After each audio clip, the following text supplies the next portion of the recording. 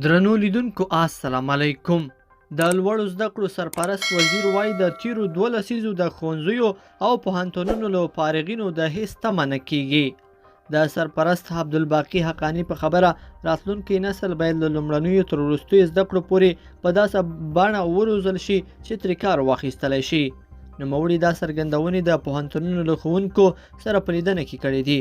په دې وروستیو کې د اسلامي امارت د ښوونیزو بنسټونو له رهبریو څخه داسې څرګندونې رسنیزې کیږي چې عام افغانان یې له خپلې راتلونکي څخه ناهیلي کړي دي. بلخوا 2 میلیونه افغان ماشومان د خوارځواکۍ له ګواښ سره مخ دي. یونیسف له خوارځواکۍ سره د افغان ماشومانو د مخ کېدو په اړه اندېښنه څرګنده کړې ده. دغه ادارې په یو خپاره کړي راپور کې ویلي چې شاوخوا 2 میلیونه ماشومان په افغانستان کې له خوارځواکۍ سره مخ کېدلی شي.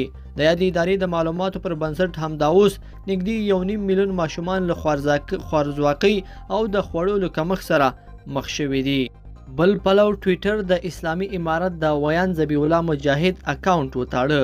په عیدګاه جومات کې د ذبیح الله مجاهد د مور د فاتحې پر مراسمو له چاودنې وروسته ټویټر د نوموړي اکاونټ بند کړی دی. دا په داسې حال کې ده چې وړ مورز د امریکا پخواني ولسمشر ډونالډ ټرمپ د ټویټر ادارې تورنه کړې وه چې د طالبانو ټویټرونه فعال دي خو د ده ورتړلی دی. لیدونکو په دې هیله چې دا مطلب به مو تر پایه لیدلی وي. که مو ویډیو خوښه شوې ویډیو لایک کړئ او چینل سبسکرایب کړئ. تر بیا ښه وخت.